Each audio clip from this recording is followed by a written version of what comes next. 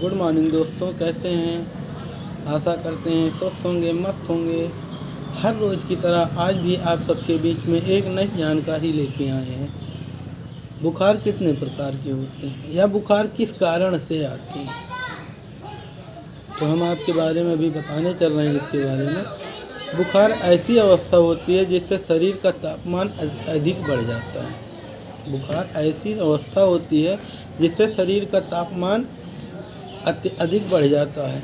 अब किस कारण से हो सकता है आपको बुखार, देखिए नंबर 1 पे है इन्फेक्शन। आपको किसी चीज़ का संक्रमण हो गया तब भी आपको बुखार आ जाएगा। नंबर 2 इंजरी, नंबर 2 पे आएगा इंजरी। जैसे आपको किसी कारण से चोट लग गई, चोट लगने के बाद भी आपको बुखार आएगा। नंबर 3 पे है इन्फ्लामेशन। इन्फ्लामेशन होने के कारण आपके शरीर में बुखार आ सकता है। Number 4 heat stroke. लू लगने के कारण भी आपके शरीर में बुखार आ सकते हैं। नंबर 5 पे आता है डिहाइड्रेशन। पानी की कमी के कारण आपके शरीर में बुखार आ सकता है।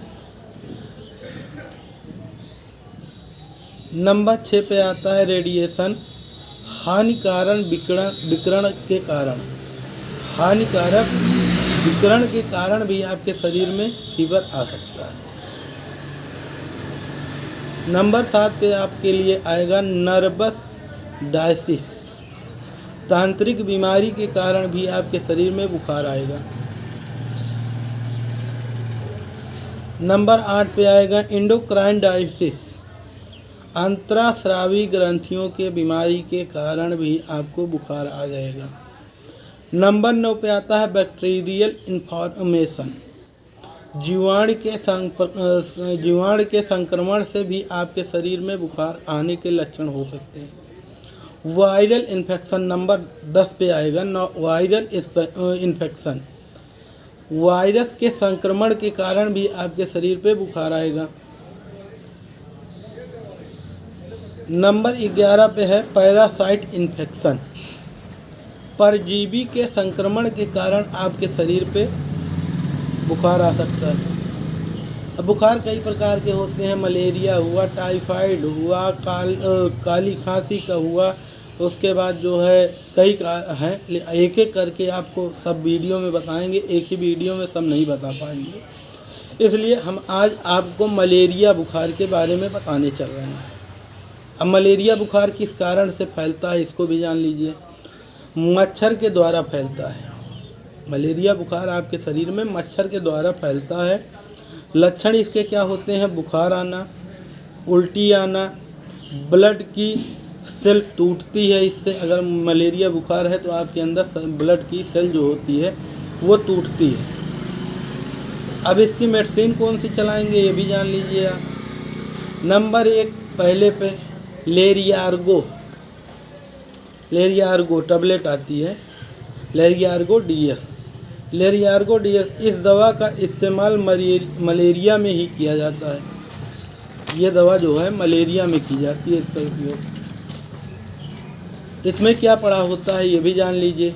इसमें क्लोरोक्विन फास्फेट होता है। नंबर 1, या फिर से बता दे रहे हैं, इसमें क्लोरोक्विन फास्फेट होता है।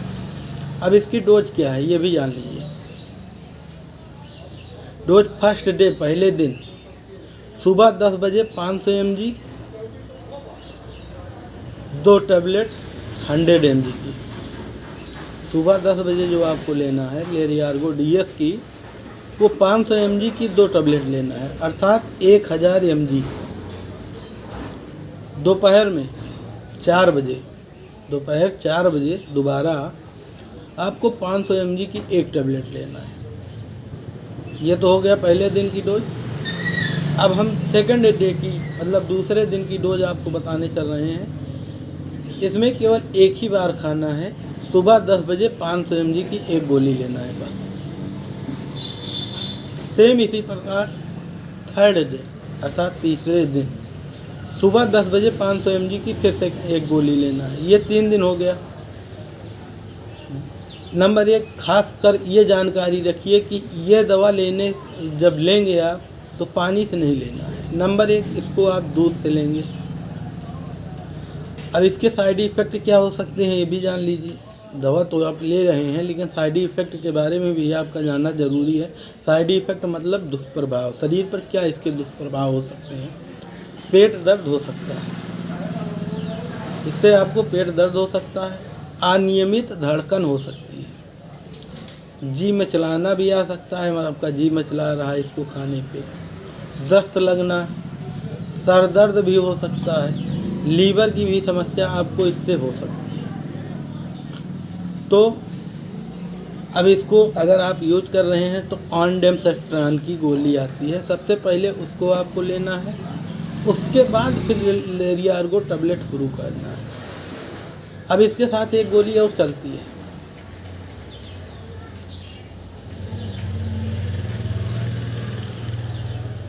इसके साथ मैरिड DS टैबलेट आती है, वो भी चलती है। जब आपके 3 दिन कोर्स हो जाएगा ये लेरियार्गो DS का तो मैरिड DS चलती है। मैरिड DS प्रीमोक्यूनिन फास्फेट ये इसमें पड़ा होता है। प्रीमोक्यूनिन फास्फेट इसमें पड़ा होता है। कोई डॉक्टर जो है इसको साथ में भी दे देते हैं, लेरियार्गो DS के साथ में दिया जाता है। कोई डॉक्टर क्या करते हैं कि इसको जो है 3 दिन बाद जब वो आपकी लेरियार्गो DS ख़त्म हो रही है तो चौथे दिन से इसको लगातार 15 दिन, कोई डॉक्टर 7 दिन, इस हिसाब से आपको यूज कराते हैं। ये दिन में एक बार ली जाती है, केवल एक बार। अगर आप DS ले रहे हैं, DS होती है 15 mg की। अगर DS आप मैरिड DS लेंगे तो एक बार लेना है। वही मार्केट में मैरिड 7.5 आती है, अगर आप उसको लेंगे तो आपको सुबह शाम 2 बार लेना है। अब इसका साइड इफ़ेक्ट क्या हो सकता है इसको में भी जान लीजिए। दुष्परिणाम आपको शरीर पर क्या पड़ना है। नंबर 1, जी मचलाना, इसमें भी वही रहेगा। उल्टी होना, सर दर्द, चक्कर आना, नींद आना, ये भी इसके कारण भी हो सकते हैं। अब जैसे लेरियार्गो DS कोई डॉक्टर लिखता है, आज के मॉडर्न युग में आपको दिखाई देता होगा डॉक्टर लिख दिए ल्यूमरेक्स 80, ल्यूमरेक्स 60, ल्यूमरेक्स 40, ल्यूमरेक्स 20 या ल्यूमरेक्स सिरप। तो ये 80, 40, 60 ये जितनी होती हैं ये आपके शरीर पर वेट के अनुसार दी जाती हैं कि आपका वेट क्या है, इस हिसाब से दिया जाता है। तो ल्यूमरेक्स 80 में अब इसकी डोज क्या है ये भी जान लीजिए, क्योंकि अगर क्या नाम है, अगर आप इसको ले रहे हैं लेरियार्गो DS नहीं दिया गया है, आपको ल्यूमरेक्स 80 दिया गया है, तो इसको 80 mg आपको सुबह लेना है। पहले दिन 80 mg सुबह लेना है। शाम को करेक्ट 8 घंटा, पहले दिन का नियम है ये, शाम को करेक्ट 8 घंटे से 80 mg की गोली फिर लेना। सेकंड डे आते हैं, सेकंड डे 80 mg की गोली आपको सुबह लेना है। इसमें फिर समय नहीं है 8 घंटे का, ये नहीं 12 घंटे हो जाएगा। सेकंड डे आपको सुबह लिए, उसके करेक्ट शाम को लिए 80 mg। दिन भर में आपको 8 दूनी 16, 160 mg लेना है। थर्ड डे भी यही आपके लिए रहेगा, 80 mg सुबह और 80 mg शाम। हाँ, इस दवा को यूज करने से पहले आपको ऑनडेमसेट्रान 4 mg की टैबलेट लेकर तब ये दवा शुरू करना है। उसके बाद दवा ये दूध से ली जाएगी, पानी से नहीं ली जाएगी। अब जैसे डॉक्टर हैं, डॉक्टर अब मान लीजिए मलेरिया के लिए आपकी दवा लिखी जा रही है, तो क्या क्या लिखी जाएगी ये भी हम आपको बता दे रहे हैं। नंबर 1, ल्यूमरेक्स 80 हो गई। नंबर 2 पे कोई डॉक्टर मैरिड साथ में चलाते हैं, कोई 3 दिन बाद चलाते हैं। तो मैरिड DS अगर चला रहे हैं तो 15 डे OD, और अगर मैरिड 7.5 चला रहे हैं तो 15 डे BD चलेगा। अब इसके साथ पैरासीटामॉल चलेगा। पैरासीटामॉल आपके फीवर के अनुसार रहेगा कि फीवर आपको कैसा है। अगर बहुत ज़्यादा फीवर है आपके शरीर में तो पैरासीटामॉल 3 बार चलेगी। अगर कम है 2 बार चलेगी। मान लीजिए समय समय पे आ रहा है तो आपको SOS मतलब जब आपको बुखार लगे तब खाना है। अब इसके साथ एक पेंटाप्रजोल 40 mg की टैबलेट चलेगी। ये OD चलती है, OD मतलब सुबह चलेगी, सुबह खाली पेट इसको आपको लेना है। जैसे पहले हमने बताया कि ऑन्डेम सट्रान की गोली बिना लिए नहीं चलना है आप, तो ऑन्डेम MD4 ये टैबलेट आती है, इसको आपको दवा स्टार्ट करने से पहले दी जाएगी, ठीक है। तो ये आपके लिए हो गई। नंबर 4 पे 6-7 पे आ रहा है सिफोक्लाक्स 200, ये एंटीबायोटिक हो गई। सिफोक्लाक्स 200, इसमें सिफोडाक्सिन 200 है, ये भी आपको साथ में लेना है। ये पूरी जानकारी आपको जो हमने दिया, ये मलेरिया रोग से आप पीड़ित हैं उसके लिए जानकारी दिया। दवा कौन सी चलेगी, कितने दिन चलेगी, कैसे आपको खाना है, इसकी जानकारी मैंने आपको आज मलेरिया के बारे में दिया। हाँ, लेकिन दवा आप स्टार्ट करने से पहले अपने डॉक्टर की सलाह के बिना ये दवा बिल्कुल ना लें। ये दवा आप बिना डॉक्टर के सलाह के नहीं ले सकते हैं। हमारा वीडियो आप सभी को कैसा लगा कमेंट बॉक्स में कमेंट करके बताएं। जो हमारे लिए न्यू है वो हमें ज्वाइन करें, फॉलो करें, कमेंट बॉक्स में कमेंट करें, शेयर करें। कल हम फिर आपके लिए नई जानकारी लेकर आएंगे। तब तक के लिए नमस्कार।